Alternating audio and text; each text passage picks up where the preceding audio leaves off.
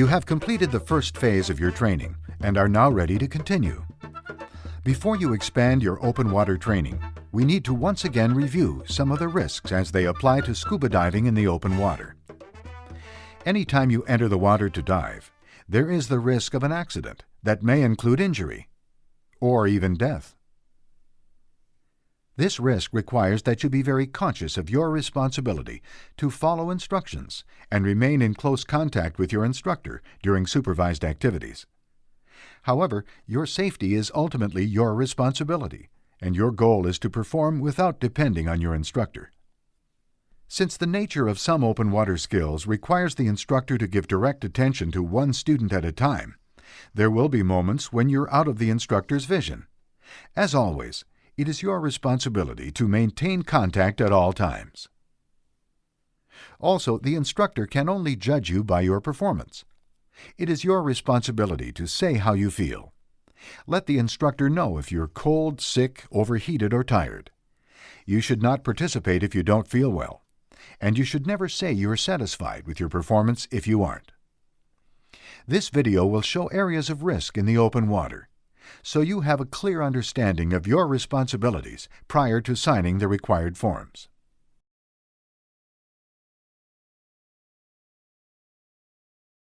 You are responsible for your own physical and mental fitness.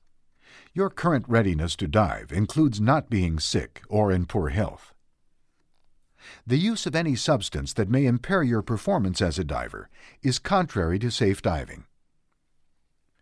It is natural to feel somewhat excited, even stressed, prior to open water diving. But remember, you have been trained to deal with the risks. Follow the rules and dive within your limits, and you will have a wonderful adventure.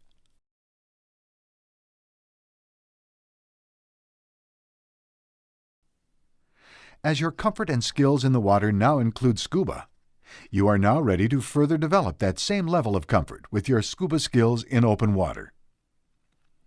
Risk cannot be totally removed from scuba diving or any other activity, but you can deal with it by learning to dive and by following the safe diving rules.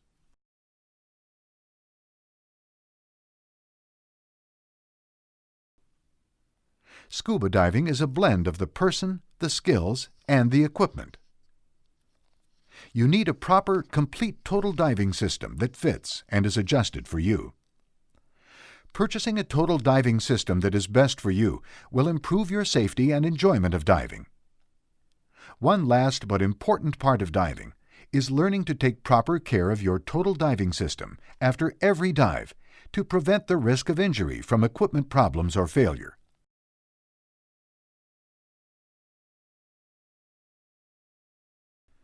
A special concern of scuba diving is the need to equalize your ears and sinuses as you descend underwater. By controlling your buoyancy with your BC, you can provide yourself time to equalize and not go beyond your planned depth.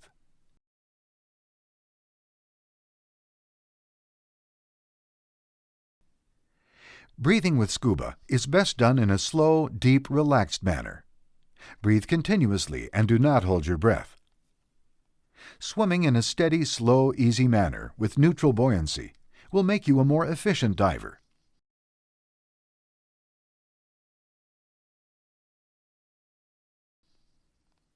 Another major concern of scuba diving is the possibility of having an overexpansion injury while ascending. By relaxing and breathing as you control your buoyancy, you can perform a slow and easy ascent. You need to look up, reach up, and proceed with care as you approach the surface. Otherwise, you might hit something, such as a boat, on the way up. Once on the surface, make your presence known to boaters. Be aware that you can see boats better than they can see you. Your understanding, your equipment, and your skills all help reduce the risks of diving. But remember that injuries can still occur.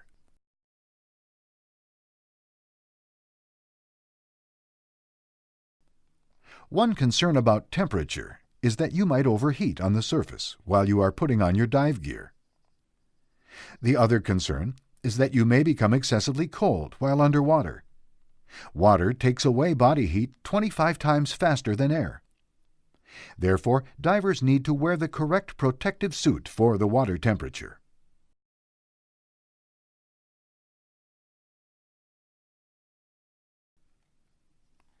Decompression sickness is a problem that can occur even if you follow all the rules.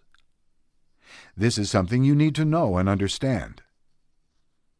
Time underwater is based on decompression needs, air consumption, and comfort.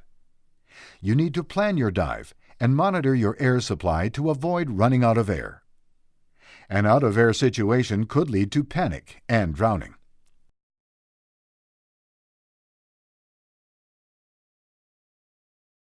Extra care must be used as you enter or exit the water, so as not to hurt yourself or others. A rocky shoreline, surf, and currents all add up to risks of diving. Diving skills, along with a calm, relaxed approach, will help you deal with these environmental conditions. Entanglement is a problem that can be handled as long as you don't panic. Some aquatic life can be harmful, and care needs to be taken to avoid contact and to not provoke animals. The risk of diving-related injury is, of course, greater in the open water than in the swimming pool. But how you behave and relate to other divers is a key to lessening problems. You need to follow the instructions from diving leaders and follow the safe rules of diving. It is your responsibility to maintain both buddy and instructor contact during open water training dives. At the same time, only do those things to and with your buddy that you are comfortable with. You need to stay within your comfort zone. Keep your instructor informed of your needs, wishes, and concerns. The whole process of instruction will, therefore, go far better. Remember, the instructor only knows how you look, not how you feel. Stress is a normal and expected part of scuba diving. You need to control it to be able to solve problems while in the water. By developing a higher level of awareness of yourself, your buddy, your skills, your total diving system, and the environment, you will be a better and safer diver.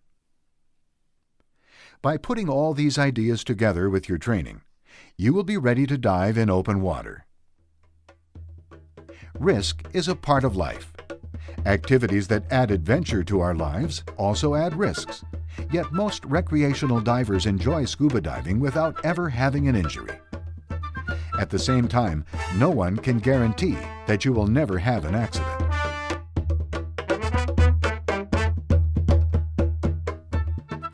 Scuba diving is an extremely interesting and enjoyable recreational activity.